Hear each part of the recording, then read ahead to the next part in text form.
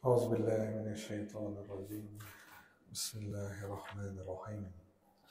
الحمد لله رب العالمين، والصلاة والسلام على أشرف الأنبياء والمرسلين، حبيبنا شفيعنا مولانا محمد بن عبد الله وعلى آله وصحبه أجمعين.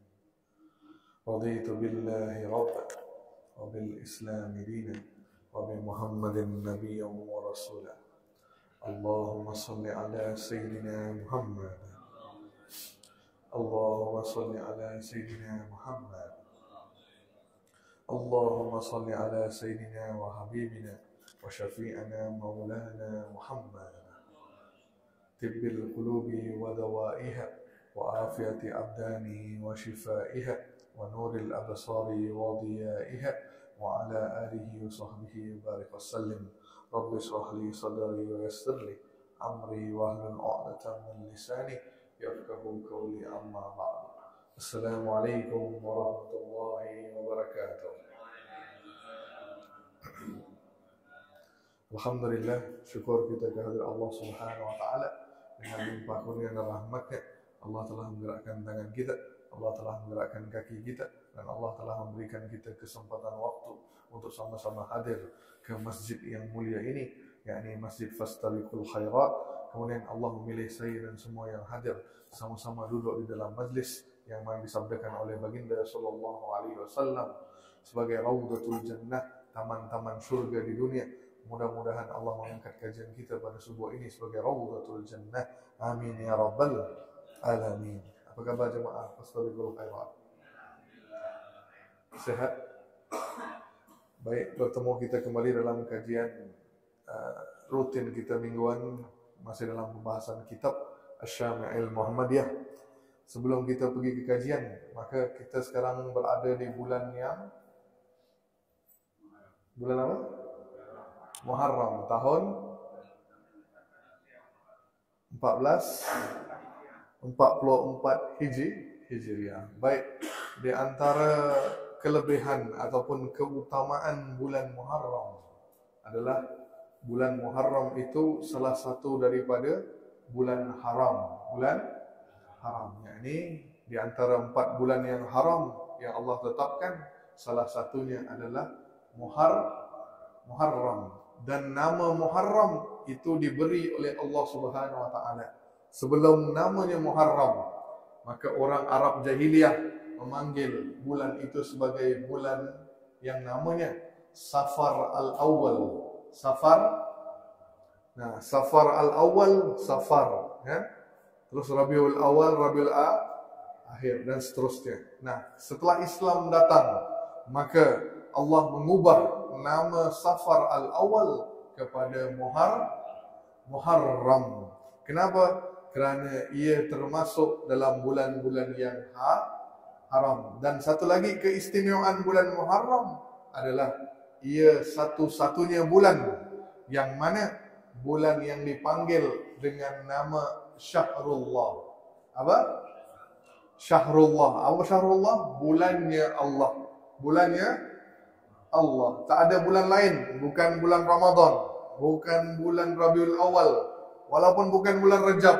Tapi Nabi sebut sebaik-baik bulan, sebaik-baik puasa setelah puasa Ramadan adalah berpuasa di bulan Syahrullah. Bulan Syahrullah yakni Muharram. Maka istimewanya bulan Muharram ini kerana digelar dengan bulannya Allah. Seterusnya, di bulan ini juga adanya hari-hari yang penting, yakni satu hari disebut sebagai hari Asyura pada tanggal 10 Muharram. Apa istimewanya bulan hari Asyura ini? Maka disebutkan kepada kita bahawa Allah telah memberikan kemenangan kepada nabi-nabi terdahulu pada hari Asyura. Antara nabi yang diberikan kemenangan, banyak riwayat sebenarnya. Riwayat yang sahih, dua yang utama, dua yang paling sahih. Yang pertama, Allah memberikan kemenangan kepada Nabi Musa. Nabi Musa alaihissalam diselamatkan daripada Firaun pada hari 10 Muharram. Yang keduanya yang sahih, bahtera Nabi Nuh. Apa bahtera Nabi Nuh alaihissalam? Setelah banjir besar dan berlabuh di Bukit Judi, dan pada hari itu berlabuhnya di Bukit Judi, kemudian Nabi Nuh turun dari kapal sebagai rasa bersyukur, beliau pun berpuasa itu pada tanggal 10 Muharram. Nah, ada hadis-hadis yang lain, cerita-cerita yang lain tapi tidak kuat, tapi boleh kita ambilkan sebagai pengajaran. Nabi Ayub disembuhkan daripada penyakit pada 10 Muharram. Terus Nabi yang ditelan ikan, siapa Bu? Nabi Yunus ditelan ikan apa? Ikan paus. Masa ikan paus? Ikan nun. Nah, satu-satunya ikan, bukan ikan paus. Satu-satunya ikan yang kita cari zaman sekarang takkan jumpa. Ikan nun. Ikan nun yang menelan Nabi Yunus. Nabi Yunus keluar daripada perut ikan itu pada tanggal 10 Muharram. Itu istimewanya. Maka Nabi SAW bersabda kepada kita, bila kalian menjumpai tanggal itu, maka berpuasalah. Berpuasalah. Nah, cuma Nabi kata apa? Bukan hanya umat Islam yang membesarkan hari itu. Umat-umat lain pun membesarkan hari tersebut, termasuk orang-orang Yahudi. Maka Nabi kata, selisihi, jangan kalian bersama dengan mereka. Selisihi mereka dengan berpuasa. Gimana caranya? Berpuasa. Nabi sebut ni hadis sahih. Berpuasa sehari sebelum tanggal 10 Muharram. Jadi tanggal 9 dan 10 Muharram. 2 hari. Ada yang kata, Ustaz, tanggal 10 dan 11 boleh. Ada kan hadisnya? Hadisnya sangat dhaif. Sangat dhaif. Malah ulama kata tu hadis mungkar. Hadis mungkar. Tak ada hari setelahnya. Tapi yang Nabi sebut sebelum. Jadi yang sahih yang boleh kita amalkan tanggal 9 dan 10. Ustaz, kalau saya puasa cuma tanggal 10 saja, boleh apa tidak? Boleh, tak ada masalah. Cuma kita nak ikut sunnah Nabi, maka lebih baik berpuasa tanggal 9 dan 10. Mudah-mudahan Allah izinkan kita untuk berpuasa. Siapa yang berpuasa nanti, insyaAllah diampunkan dosanya setahun yang lalu. Mudah-mudahan diampuni dosa-dosa kita oleh Allah Subhanahu Wa Taala. Baik, kembali ke kitab Asy-Syamil Muhammadiyah. Kalau minggu kemarin kita dah bahaskan tentang istri-istri Nabi SAW. Berapa jumlahnya? Sebelah berapa, Bu? 11. Nah, Nabi terakhir menikahi siapa? Nah, apa pula Jariyah? Siapa?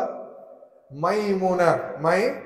Maimunah. Baik, selain daripada 11 istri ini, ada istri-istri yang lain ataupun bukan istri, maksudnya tidak termasuk dalam daftar istri, yakni hamba sahaya. Hamba sahaya, yakni Nabi pun mempunyai hamba di kalangan wanita. Maka 2 orang, satu namanya Maryam Al-Qibtiyah, Maria Al-Qibtiyah, dan Siti Raihana.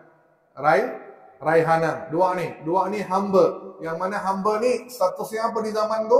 Anda boleh memperlakukan hamba itu sebagai istri. Boleh berhubungan badan, boleh diajak dan sebagainya. Cuma zaman kita sekarang tak ada lagi dah.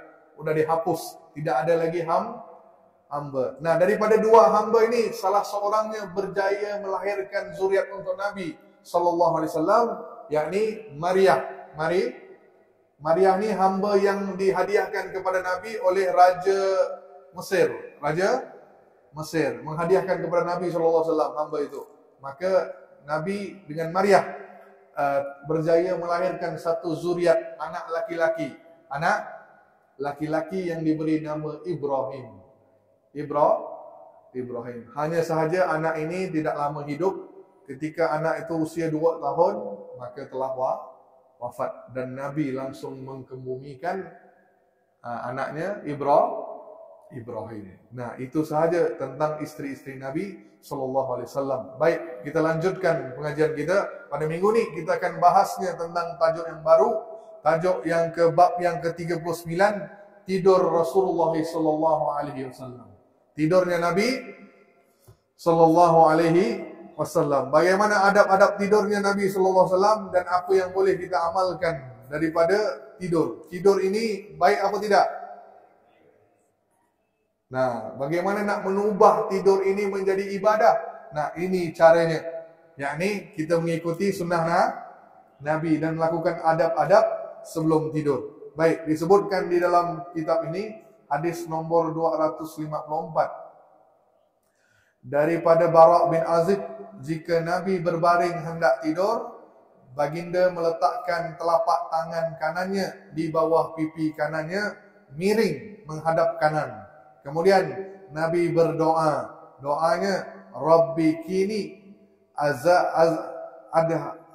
adzabaka yauma tab'atsu ibadaka. Yakni, ya Allah, lindungi aku daripada pedihnya azabmu dan juga hari engkau bangkitkan seluruh hamba-hambamu. Jadi di sini apa yang boleh kita dapat? Yakni Nabi sebelum tidur, baginda akan berdoa. Dan doa yang paling terkenal di hadis yang lain disebut, baginda membaca Allahumma bismika atau bismika Allahumma ahya wa amut, ataupun Allahumma bismika amutu wa ahya pun sama. Terbalik boleh, dua-duanya pun lebih kurang sama maknanya, kan? Itu doa Nabi sallallahu alaihi wasallam. Jadi di sini Nabi sallallahu alaihi wasallam sebelum tidur, baginda sering membacakan doa. Nah, ada baca doa setelah tidur. Jadi adab yang pertama sebelum tidur, pastikan Nabi, ni dia. Tidurnya, Nabi melarang kita tidur di waktu ini. Apa dia waktunya? Hadis yang sahih, larang tidur sebelum Isya. Sebelum Isya jangan kalian tidur. Hadisnya sahih. Terus ada hadis yang kita pernah baca, janganlah kalian tidur setelah asar. Betul. Setelah asar, kenapa? Kerana kamu akan mewarisi penyakit gila kalau masih tidur. Itu hadis mungkar. Tak ada. Mungkin aneh bagi kita, baru dengar kan? Tak ada. Yang ada tadi sebelum Isya. Sebelum Isya. Dan Nabi tidak suka bergadang setelah Isya. Kecuali ada hal tertentu. Contoh, sembang. Ngobrol dengan istrinya kan sementara kan. Itu ada sebentar. Tapi kalau sembang ngobrol lama-lama tu Nabi tidak buat setelah Isya. Setelah Isya baginda akan cepat tidur. Faham tu? Jadi waktu yang dilarang untuk kita tidur, satunya tadi sebelum Isya, dan satu lagi, ni Nabi tak sebut, tapi hadisnya menjurus ke situ. Maksudnya apa? Ba'da subuh. Selesai solat subuh sampai matahari terbit, yakni sampai waktu syuruk, tahan, jangan tidur. Nabi tak sebut secara langsung, tapi hadis-hadisnya banyak meriwayatkan menunjukkan bahawa kepentingan waktu subuh. Di waktu subuh inilah Allah turunkan rezeki. Nah, bayangkan kalau kita masih tidur, gimana rezeki kita? Maka akan terhambat rezeki kita. Faham tak? Maka saya sering sampaikan, kalau boleh yang ada warung-warung kopi, buka awal lah. Ni jam berapa buka? Kita nak cari warung kopi Muslim ba'da subuh, senang apa susah? Susah kan? Jam 6, jam 7. Kan? Ni susahnya. Cuba, tapi maaf, cuba warung kopi non-Muslim. Dah awal kan? Tak usah warung kopi, cuba lihat semua toko dia, jam berapa buka? Waktu subuh sekarang dia dah buka. Malah dia lebih mengamalkan apa yang kita diajarkan. Faham tak ni? Dia lebih mengamalkan daripada kita. Maka jangan sia-siakan orang-orang kita. Maka saya sering sebut, kalau rezeki sempit, itulah dia salah satunya. Mungkin kita ada pengalaman tidur ba'da subuh. Kecuali anda memang terpaksa, contoh kondisinya orang kerja shift malam. Kan? Dia kerja di malam sampai jam 3 atau jam 4 baru dia selesai. Maka dia boleh. Itu alasannya bolehkan. Tapi orang yang memang tak ada shift malam, saja dia kan tak lepas subuh tidur, itu yang tak dibolehkan. Faham tak? Faham tak? Maka Nabi melarang kita untuk tidurnya sebelum maghrib dan juga sebaiknya setelah subuh sampai waktu syuruk, jangan tidur. Nih amalkan. Terus waktu yang boleh antum tidur, bagus, selain malam, tidur malam, apa dia? Iya. Menjelang zuhur. Apalah menjelang zuhur?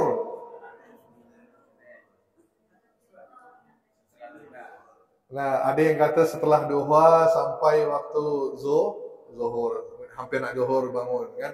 Tapi ada yang lebih bagus lagi, ba'da zuhur sebelum asar dah bangun. Jangan sesudah asar masih tidur. Jadi yang baik tadi tidurnya boleh waktu tu jam 10, 11. Tapi tidur jangan lama. Tidur tu tidur sebentar, minimal kan sejam. Kan maksimal sejam lah. Minimal 10 menit. Pejam mata, kemudian bangun. Kenapa Nabi sebut itulah tidur-tidur orang-orang yang soleh, yang mana mereka itu seperti dapat energi. Orang yang tidur siang nih sebentar tadi itu seperti orang yang sahur. Orang yang sahur, dia dapat tenaga. Maka tidur siang boleh. Maksudnya apa? Ba'da zuhur, lepas makan, tidur sebentar. Tapi sebelum asar dah bangun. Bangun. Ni tidur yang diperbolehkan. Faham tak? Maka Nabi SAW adab yang pertama tadi, baginda memilih waktu untuk tidur. Dan ketika sebelum tidur, sunnahnya pastikan tempat tidur kita itu di apa semua? Sapu ke? Kami kibas. Ya, ambil kain sambil menyebut kalimat bismillah. Bismillah dipukulkan. Kenapa? Nah, apa rasionalnya? Iya, satu biar bersih. Yang keduanya takut ada benda yang ada di situ. Contoh serangga kan? Ada apa-apalah di situ kan? Nah, maka ular ke kan? Maka orang Arab tu dia takutnya situ. Maka ada binatang-binatang berbahaya, maka kita disuruh kibaskan sebelum tidur sambil mengucap bismillah. Dan satu lagi untuk menghalau syaitan yang tidur di atas ranjang kita. Ni sunnahnya tadi. Yang pertama apa tadi? Mengibas tempat tidur. Yang keduanya mengambil wudu. Ni sunnah yang jarang kita amalkan. Sebelum tidur lebih baik ambil wudu. Wudu seperti mana Ustaz? Wudu seperti solat. Seperti nak solat. Maksudnya lengkap wudu. Nah, ada buat? InsyaAllah. Nah, sekarang pertanyaan saya, kalau wanita yang datang, wanita yang berhalangan, gimana? Apakah harus mengambil wudhu juga ataupun tidak usah?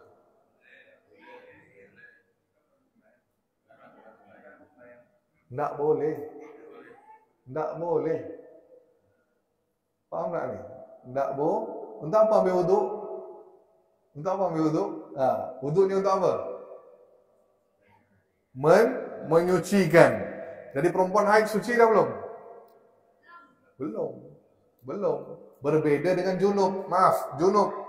Junub Nabi SAW, kata Aisyah radhiyallahu anha, ketika Nabi junub bersama dengan isteri baginda, kalau baginda tidak mandi, baginda akan mengambil minimal ambil wudhu, dan wudhunya seperti wudhu solat, dan baginda akan tidur sebelum subuh bangun, dan baginda akan mandi wajib. Nah itu dia. Nah itu untuk orang yang junub. Tapi orang junub sama dengan orang yang datang haid apa tidak? Nah kenapa tadi orang yang junub kalau dia mandi dia bersih? Paham tak ni? Kalau orang yang junub tadi dia sejuk airnya, sangat sejuk, dingin, tak bisa pegang, maka dia mengambil wuduk untuk meringankan apa? Ringankan badannya, untuk meringankannya, walaupun belum suci sepenuhnya, tapi meringankan hadasnya tadi. Tapi tidak menghilangkan hadasnya, belum. Harus dia mandi junub. Nah, tapi untuk meringankannya, maka dia perbolehkan ambil wudhu. Tapi wanita haid tidak. Ya.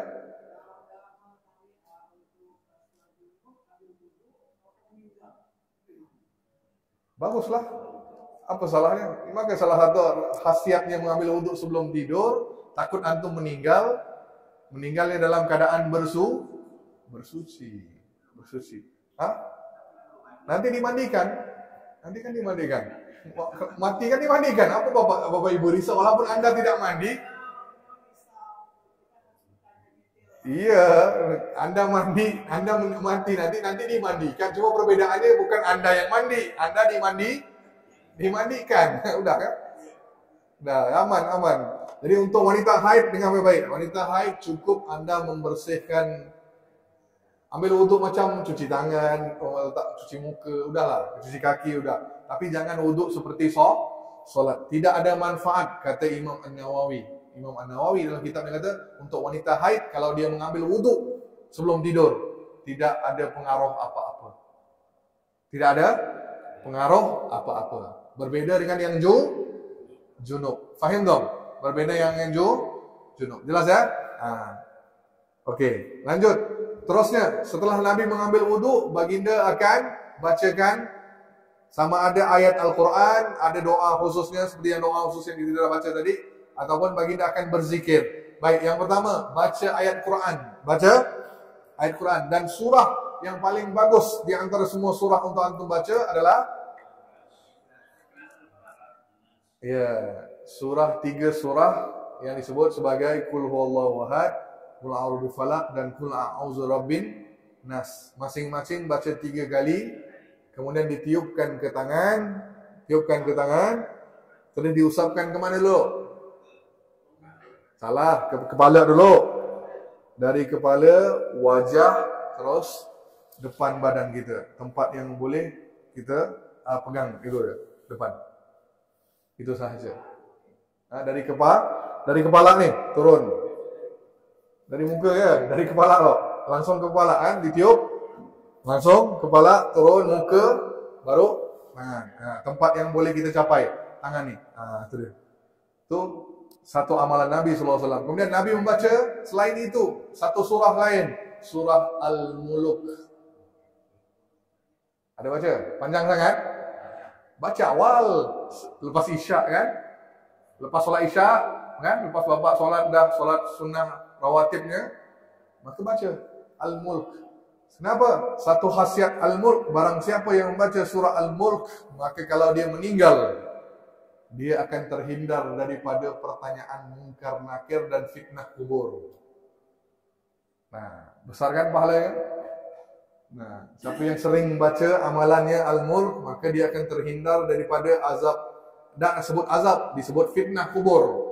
Fitnah kubur biasa jadi pertanyaan malaikat mungkar nakir. Kan? Bisa juga azab, bisa dalam itu kan? Maka amalannya baca surah Al-Mulk. Ada baca?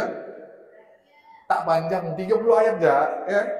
Coba ya, 30 ayat aja. Kan? 30 ayat kan? Tabarakallah zikana, baca, jadikan amalan. Ataupun Nabi SAW membaca 2 ayat terakhir surah Al-Baqarah. Penghujung surah Al-Baqarah. Ataupun 3 ayat. Kalau 3 ayat dari lillahi ma fis samawati wa ma fil ardh. Kan? Kalau 2 ayat, amanar rasulu bima unzila ilaihi min rabbih wal mu'minun sampai akhir. Nah, ini amalan Nabi SAW antara doa. Selain daripada itu boleh baca, tak ada masalah, boleh baca yang lain. Antum suka baca Rahman, boleh. Pokoknya ayat suci Al-Quran. Mana-mana yang antum ada waktu silakan baca, tak ada masalah. Okey, setelah itu Nabi selain daripada itu Nabi juga berzikir. Berzikir. Ini hadis yang sangat sahih dalam Bukhari. Disebutkan bahawa suatu hari Nabi didatangi oleh anaknya Fatimah binti Muhammad. Datang jumpa, ya Rasulullah, mengadu, melaporkan. Ya Rasulullah, aku ni capek buat kerja rumah. Aku ni capek, penat. Layan suami aku, nguruskan anak di rumah, masak, kan? Bersih, semua ni capek ya Rasulullah. Berikan aku seorang pembantu. Maka Nabi sebut, ya waktu itu Nabi dapat terima banyak ganimah. Ganimah itu harta rampasan perang. Ada dalam bentuk hamba dan sebagainya. Maka Nabi dah agihkan kepada semua orang. Maka tak tak ada satu pun hamba untuk Nabi SAW. Maka Nabi sebut, ya Fatimah, aku sudah mengagihkan kepada yang lain. Tidak ada hamba yang kau seperti yang kau minta. Kalau gitu, gimana ya Rasulullah? Maka Nabi sebut, mau tak aku ajarkan satu kalimat yang mana kalau kau buat amalan ini, maka kau tidak memerlukan pembantu rumah. Nah, kau sendiri dah boleh melakukan semua kerja rumah. Apa itu ya Rasulullah? Sebelum kau tidur, baca 33 kali kalimat subhanallah, 33 kali kalimat alhamdulillah, dan 34 kali Allahu Akbar. 33 subhanallah, 33 kali alhamdulillah, dan 34 kali Allahu Akbar. Jadi barang siapa yang kau baca ini sebelum tidur, maka keesokan hari kau bantu dalam keadaan bertenaga, siap untuk lakukan kerja rumah. Nah, isteri-isteri boleh amalkan. Ya Bu ya? Coba amalkan. Bapak nak amalkan pun boleh, tak ada masalah. Oke, ada pertanyaan sampai di sini? Ada pertanyaan? Ya. Jumpa Bapak ni. Mana Pak? Lama menghilang? Bertapa? Oh ya, siap. Oke. Lanjut Pak. Berkenaan tema. Wudu.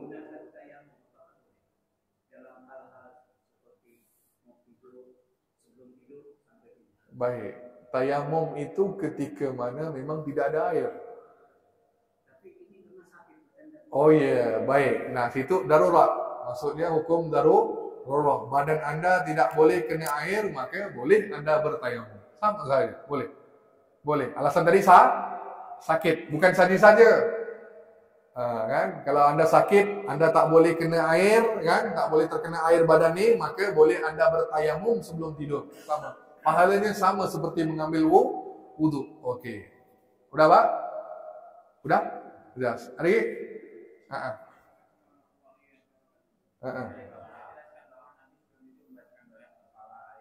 Iya.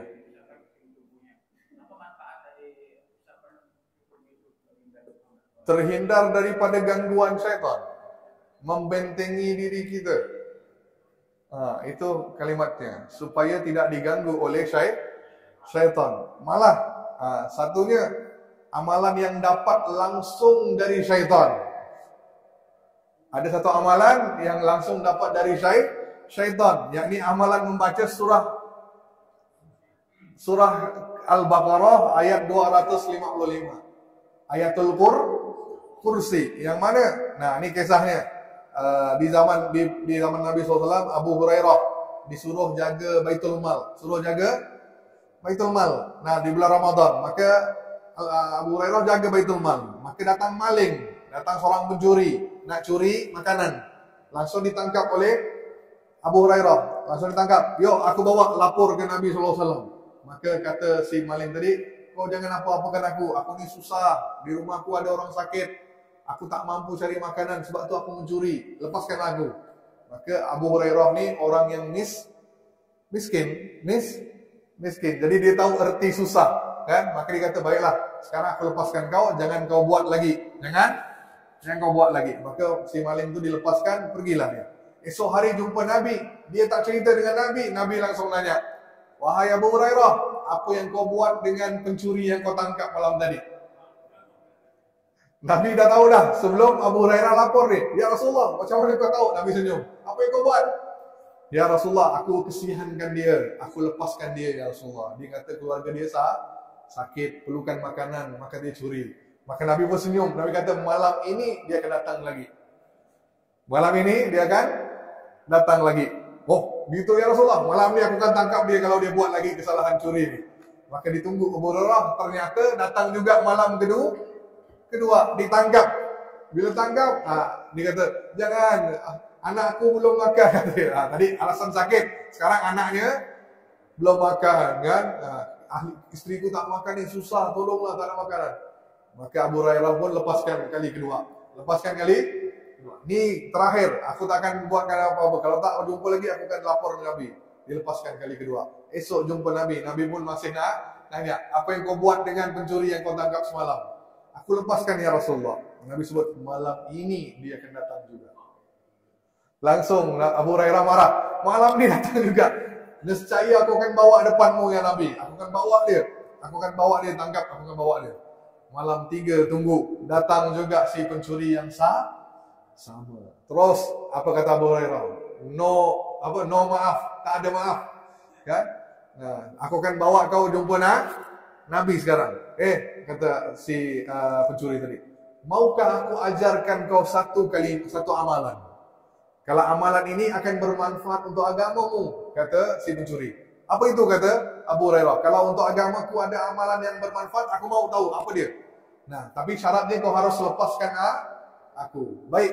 Nah, maka kata si pencuri tadi, sebelum kau tidur, kau bacalah ayatul kursi. Nescaya syaitan tidak akan menghampirimu sampai subuh. Sampai subuh. Baru dengar Abu Hurairah. Tak pernah dengar dari Nabi, dia baru dengar. Gitu, dilepaskan. Esok jumpa Nabi. Maka Nabi pun tanya dia, apa yang kau buat sekarang ni? Ya Rasulullah, aku lepaskan dia dengan syarat tadi. Dia ajarkan aku satu amalan. Nabi kata, apa amalan tu? Nah, dia suruh aku baca surah ayatul kursi sebelum tidur. Nescaya aku tidak akan diganggu oleh syaitan sampai subuh. Benar tak ya Nabi? Maka Nabi pun senyum. Nabi senyum. Sesungguh dia itu pendusta. Dia itu penipu. Tapi dalam hal ini dia berkata yang benar. Kau tahu tak Abu Hurairah siapa dia? Siapa dia Rasulullah? Dialah syaitan. Syaitan. Jadi syaitan mengajarkan amalan untuk bentengi diri dari dia. Jadi amalan yang anda harus amalkan ayatul kursi. Nah, amalkan. Saya harap semua amalkan ini insyaAllah kan. Ada amalkan? Ada. Baik. Nah, ketika tidur posisinya tadi. Posisi tidur itu penting. Nabi SAW akan tidur posisinya miring ke kanan. Miring ke kanan. Dan ini menunjukkan Nabi itu sederhana. Apa? Tangan ni diletakkan di pipi.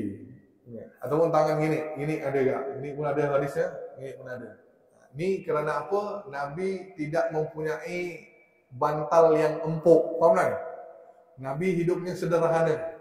Tidurnya di lantai. Kadang bantal pun tak ada. Jadi Nabi tidur seperti itu. Maka kita pun boleh miring. Tapi syaratnya miring ke kanan. Jangan miring ke kiri.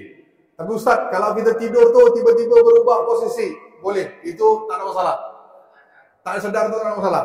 Tapi sebelum tidur posisinya ke kanan.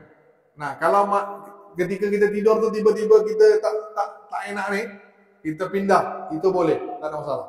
Tak ada masalah. Apa tak lena, maka kita pindah posisi ke kanan. Ke kiri. Boleh, tak ada masalah. Tapi syaratnya tadi awal-awal tidur ke kanan. Miring ke kanan. Boleh tak tidur terlentang? Boleh. Tapi seperti Nabi SAW, Nabi pun tidur terlentang. Pernah Nabi tidur di Masjid Nabawi dengan terlentangnya itu kaki diletakkan di atas kaki yang lain. Jadi lutut tidak terkangkang gini. Kan, tapi kakinya maksudnya tertutup gitu kan. Disilang. Ditimpa kaki kanan tu di atas kaki kiri. Itu tidurnya Nabi. Dan tangannya diletakkan di perut ataupun di dada. Gitu, tidur Nabi SAW. Ini tidur terlentang. Yang tak boleh, Nabi larang tidur telengkup. Apa telengkup? Meniarap. Kenapa meniarap tak boleh? Memang ada hadisnya. Itu tidurnya penghuni neraka jahanam Allah Subhanahu Wa Taala. Jadi orang-orang yang menjadi ahli neraka, mereka tidur juga. Tidurnya itu dalam keadaan tengkurap. Suatu penyiksaan untuk orang-orang itu. Jadi jangan tidur.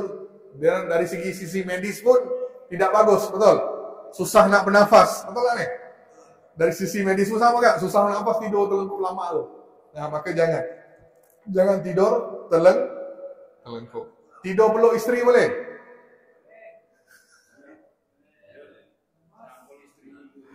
Rangkul, Pak, Bu, suami rangkul isteri ke rangkul bantal? Bantal tidur. Bantal guling, Yang mana, Bu? Tak ada, Bu? Tak romantik orang sini ni. Apa suami sini ni, di mana ni tak romantik ni? Malulah buat, aduh. Tak bisa tidur. Aduh, tu cerita lain pula kita ni.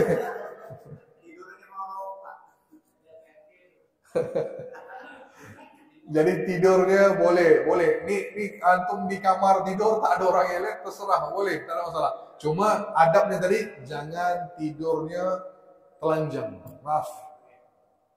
Adab dalam ketika di kamar tidur walaupun tak ada orang lihat, sebaiknya jangan tidur tak memakai satupun kain. Kenapa? Manusia tak lihat, tapi yang lihat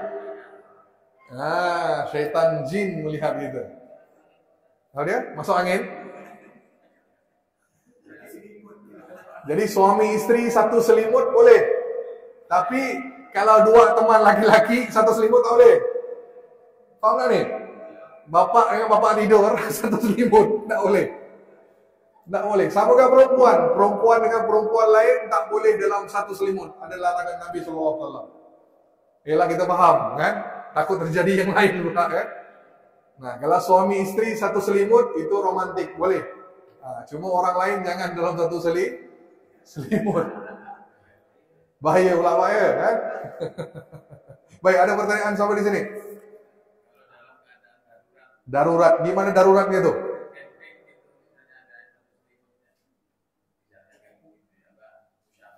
Oh, musafir lain lah di masjid atau di mana? Tak ada masalah, tak ada masalah. Selama tidak ada terjadi ini apa-apa, tak ada masalah. Nah, oke, ada lagi?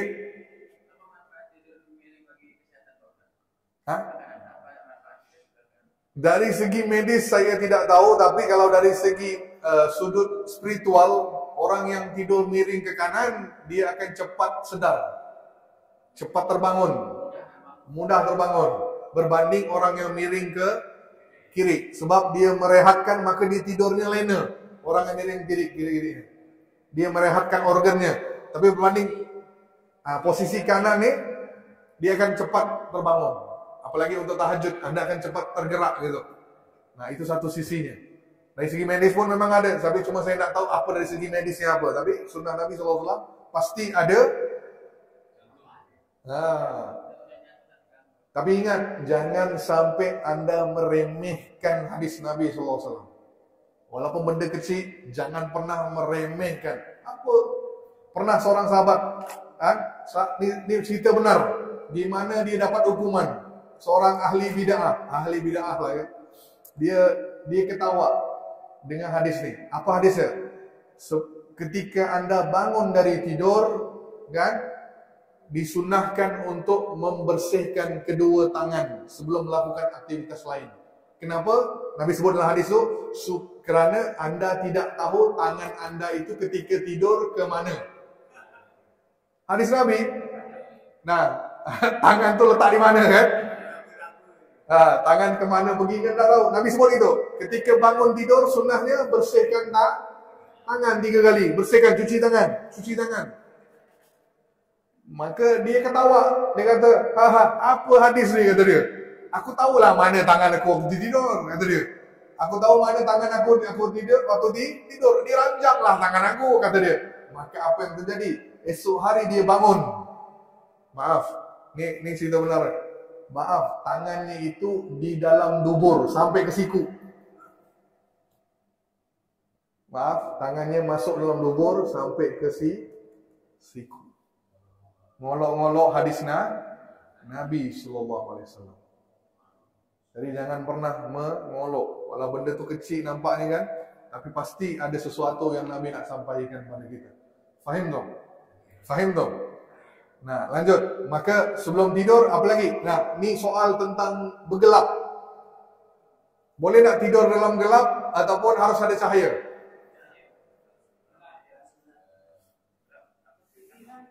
Izin minum. Apa dia?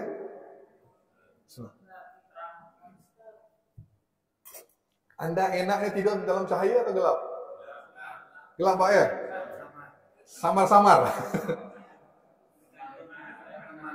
Jadi ada orang, dia pakai hadis ni. Ada hadis enggak? Nabi kata ketika antum tidur, matikanlah semua lampu. Hadisnya. Tapi bila hadis ni disamakan dengan zaman sekarang, tak boleh. Kenapa? Di zaman dulu lampu ni bukan lampu ni. Betul? Lampu yang pakai minyak. Jadi harus dimatikan. Kenapa? Pernah ada sahabat yang tidur tidak matikan lampu, datang tikus, langgar. Langgar, tumpah, terbakar rumah. Maka sejak peristiwa itu Nabi kata, kalau tidur matikan lampu supaya tidak terjadi perkara seperti ini kan. Cuma di zaman kita sekarang tak berubah. Maka lampu tu tak dalam minyak lagi. Sekarang bisa pakai listrik. Dah ada listrik kan? Maka anda hadis ini bisa tidak dipakai. Tidak dipakai. Nah, apalagi dalam pengobatan Islam, dalam ruqyah, orang yang tidur dalam gelap ni bisa diganggu oleh syaitan. Syaitan lebih suka. Maka tidur boleh dalam gelap, tapi minimal ada cahaya. Ada cahaya masuk sedikit, bukannya lampu gini. Kalau gini pun saya pun tak bisa tidur. Dipadamkan, tapi ada sinarnya masuk. Sama ada lampu dari WC ke kan? Ingat nih, lampu WC pastikan dibuka, jangan dimatikan. Jangan dipadam. Ya, lampu WC apalagi di malam hari pastikan dihidupkan, jangan dimatikan. Siang tak apa. Siang bazar pula ini kan? Dah ada sinar matahari. Kenapa? Nah, itu rumah siapa? Rumah siapa? Syaitan jin. Jadi orang contoh nih, kalau anda pergi wisata, liburan, anda tinggalkan rumah, biar gelap. Walaupun sehari, syaitan akan datang tinggal di rumah. Jin akan datang tinggal rumah. Oh, ada hotel nih kata, hotel kita nih malam nih. Dia akan masuk. Maka untuk mengelak daripada mereka datang ke rumah, salah satu caranya adalah lampu tidak dimatikan. Khususnya lampu WC. Lampu WC. Biar dihidup. Kan? Subuh dah, matikanlah. Jangan dimatikan. Boleh? Ada amal kanan ni? Oh, tak ada? Biasa matikan? Oh, lepas subuh matikan tak ada masalah. Pokoknya sebelum waktu malam dihidupkan. Okey, itu lebih baik. Maka untuk tidur dalam gelap, Nabi sebaiknya jangan. Pastikan ada sinar cahaya yang minimal yang masuk supaya anda tidak tidur dalam bergelap. Faham tu? Okey, ada pertanyaan lain? Ya.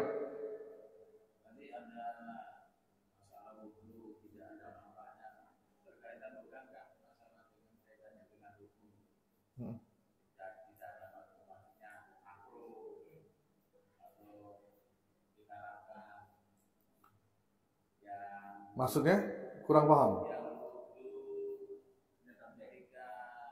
Dalam keadaan haid terus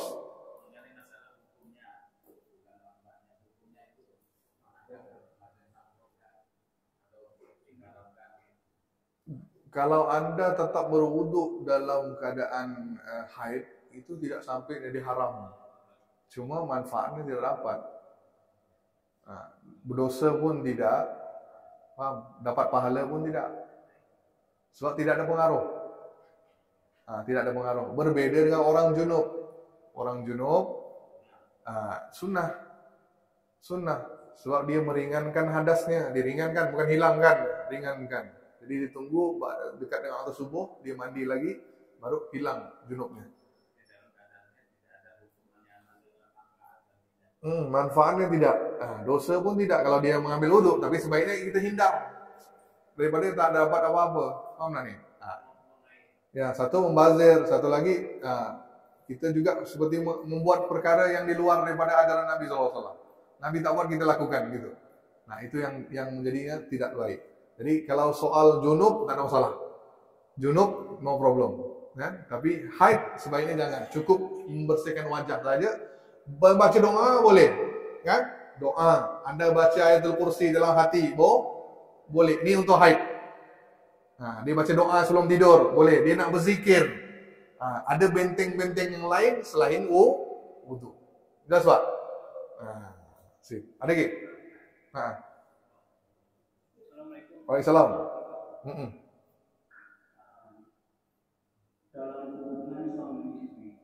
Hubungan suami istri. Iya. Baik. Kita kan menggunakan imam sendiri. Iya. Kita dulu kan tidak boleh suami istri. Lalu dalam hal yang demikian ini, apakah tidak harus agak jauh atau berpisah dengan istri ini? Karena kita kalau dalam bulan jauh, kalau bapak niat memang tak sentuh istri, amallah dengan wuduknya. Kalau tersentuh dengan tak sengaja ketika tidur terkena, itu tidak membatalkan. Paham tak ya? Nah, tak sengaja. Tapi kalau bapak dah ambil wudhu, istri dah ambil wudhu, maka dalam keadaan memang tak ada niat nak bersentuhan, maka tidurlah macam biasa. Faham tak ya? Tak bersentuhan. Ini mazhab Syafi'i. Tetap jaga dalam keadaan tadi wudhu, nak jaga wudhu tadi. Kan? Tapi kalau bapak akan bersentuhan, maka lebih baik jangan wudhu dulu. Selesai bapak bersentuhan, baru ambil wudhu lagi. Sip? Siap. Okey, ada lagi? Dah.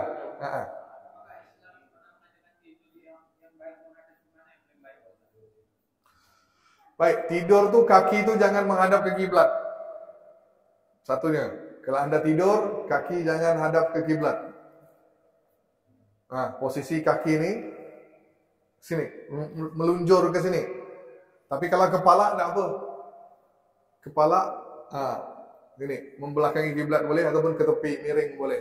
Jangan kaki ke sana. Satu adabnya tidur, bukannya berdosa. Ni adab-adabnya. Nah, tidur yang baik, kan? Pernah tidur gitu? Gimana posisi tidurnya? Ada kiblat? Nak tidur ni kita gimana? Masa di rumah tak tahu arah kiblat? Apa pula? Masa di rumah tak tahu arah kiblat? Nah, kasurnya tu gimana kasurnya? Posisi kasurnya gimana? Jangan terlalu, kalau dia sedikit kan apa, kalau jangan semuanya ke sana. Itu satu sunnahnya, kan? Terus itulah antara yang lain lah, miring ke kanan, tidur yang baik. Itu dah semua yang Nabi ajarkan itu baik-baik. Sama. Itu kata tadi. Awal Isya, ba'da Isya tidur awal. Supaya dia bisa bangun untuk tahajud. Bisa bangun untuk sebelum subuh. Jangan begadang. Nabi melarang orang begadang tanpa sebab.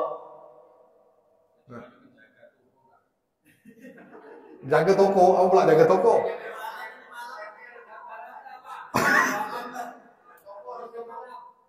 Jaga malam. Kalau jaga malam tak ada masalah kan, harus jaga. Kecuali tidak ada keperluan kan, seperti saya kata kerja dan sebagainya. Maka jangan begadang. Nah, itu dia tidur yang baik Nabi SAW, tidur awal ba'da subuh.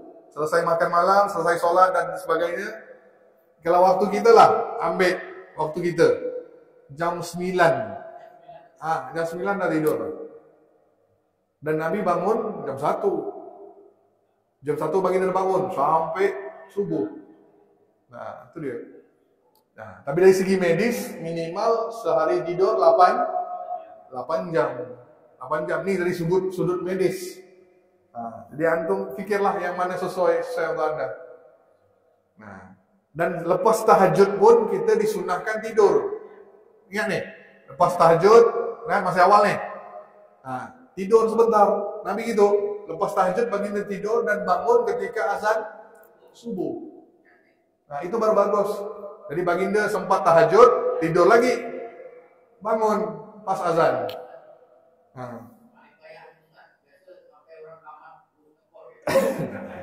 Itulah yang paling beratnya. Kalau anda berjaya bangun tuh, berjaya amalkannya, itu sunnah yang paling luar biasa.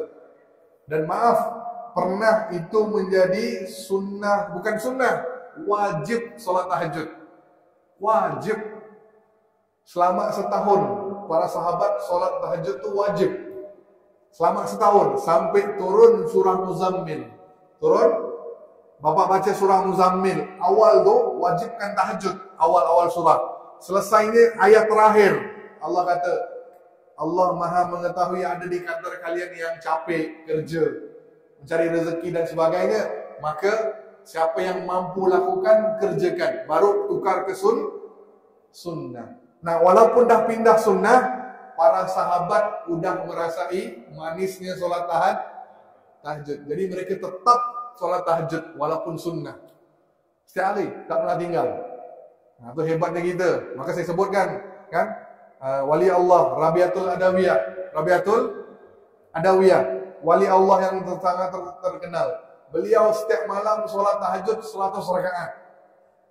Sholat tahajud 100 rakaat. Wali Allah ni 100 rakaat setiap malam tahajud.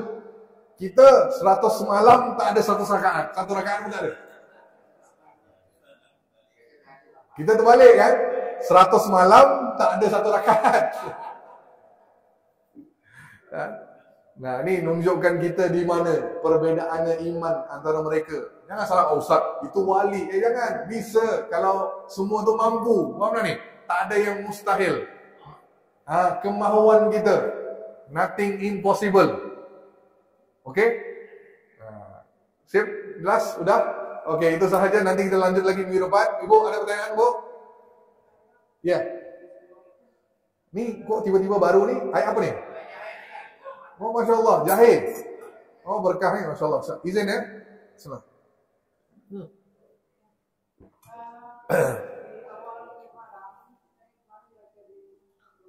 Oke.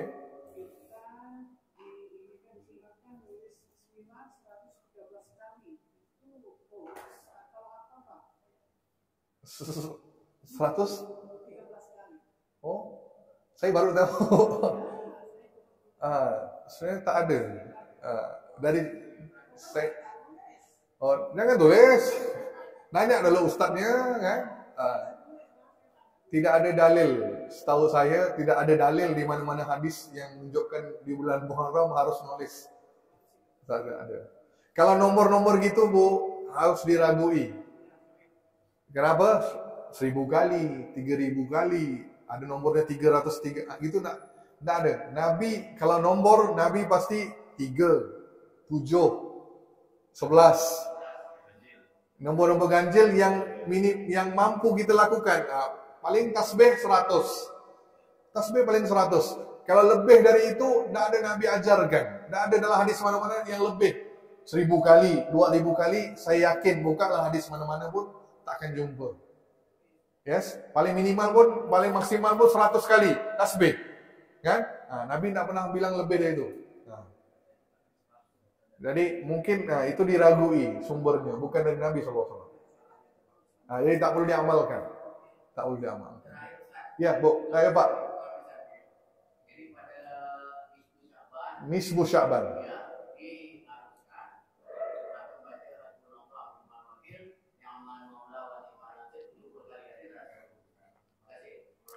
Okey, hadis tentang zikir hasbunallah tu ada. Tapi bilangan dan waktunya tak ada. Bila-bila boleh. Dan jumlah pun tak disebutkan. Tak ada. Tapi zikirnya ada. Boleh amalkan. Boleh amalkan bila-bila waktu. Bukan hanya nisbu Sya'ban. Waktunya boleh diamalkan bila-bila. Jadi zikirnya sahih. Tapi bilangan tak. Tak ada. Kan Nabi itu jarang sebut 70. Nabi tak akan beratkan umat. Itu dia. Faham tu? Udah ya? Yang ditumpung kemarin tak ada? Dah lewat, dah lupa. Bagus lupa kan? Ya, Pak. Salat sunnah.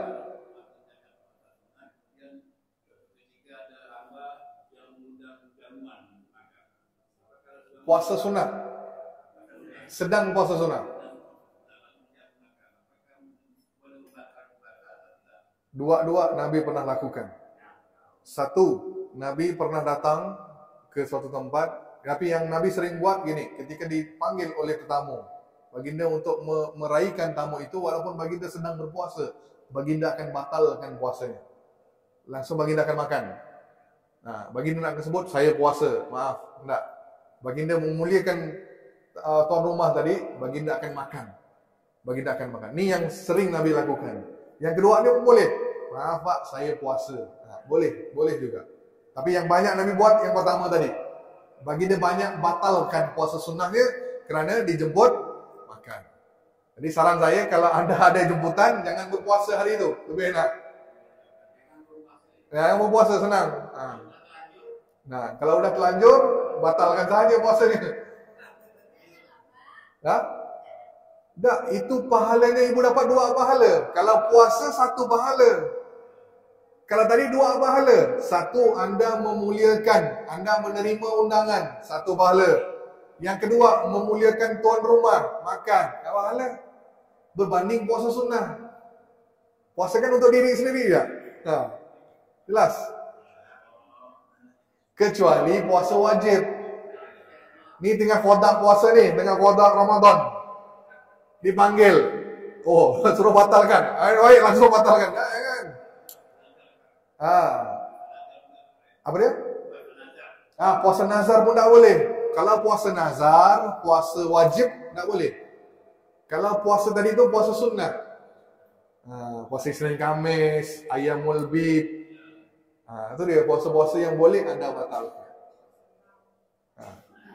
Ya? Ia berbuka itu lebih baik, pahala lebih besar berbanding kita masih berpuasa. Nah, kita memuliakan orang yang memanggil kita. Itu lebih bagus. Ya?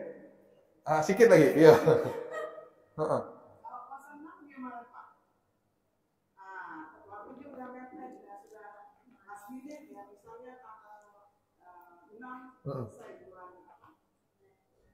Syawal.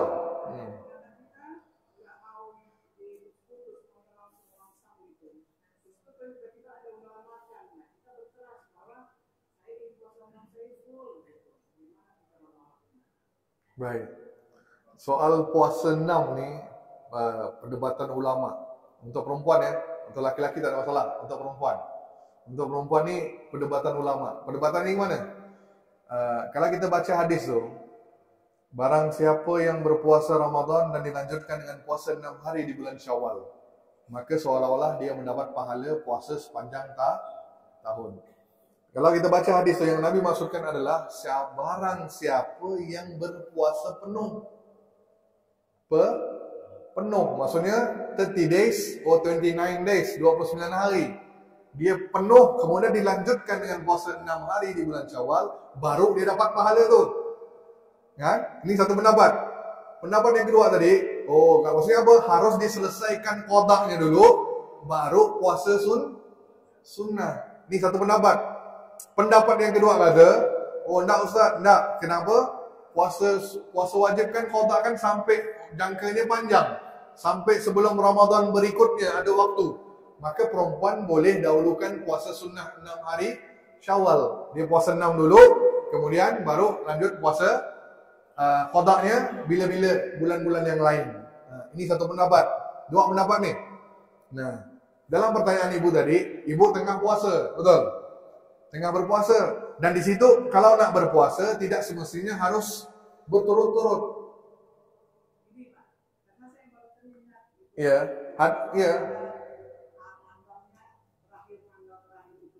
ya, kerana mepet waktunya tadi, anda tinggal sehari lah. Contoh nih, kalau tak puasa hari ini, tak ada hari lain nih. Contoh kan gitu kan, maka diundang, maka boleh anda katakan saya sedang berpuasa. Boleh.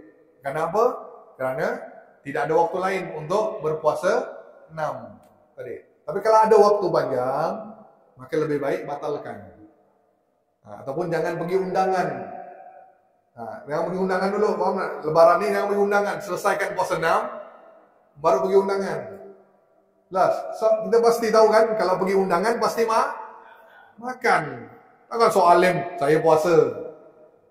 Soalim, macam kau ujak puasa. Takut situ Pak, syaitan ni jangan main-main. Syaitan tu dia pandai, dia tu licik. Dia kata, dia bisa masukkan jarum penyakit hati tu gampang. Maka hati-hati. Ya, Syekh, itu saja. Kita akan sambung lagi minggu depan. Cuma saya minta izin dengan takmir. Mana Pak Tam? Ada? Ada Pak ni ada. InsyaAllah hari Khamis ni saya ke safari dakwah ke Sambas 10 hari. 10 hari. Sampai seluruh kecamatan Sambas tu, kecamatan apa? Selakau, Jawai, Tebas, Semparuk. Jadi keliling dalam rangka safari awal Muharram ni. Maka saya akan balik pulang tu hari Rabu. Rabu depan. Jadi saya kira kita kan ada jadual minggu depan Selasa kan. Saya minta dipindahkan ke hari Khamis. Boleh? Untuk minggu itu sahaja. Boleh ya? Minggu depan hari Khamis, Selasa kita libur. Boleh ya? InsyaAllah ya, boleh ya? Saya minta ya. Itu saja. Wabillahi taufiq wal hidayah. Assalamualaikum warahmatullahi wabarakatuh. Tutup dengan tasbih kafarah. Subhanallah bihamdika asyhadu an la ilaha illa anta astaghfiruka wa atubu ilaik. Ya, siap mohon doanya. Siap scroll.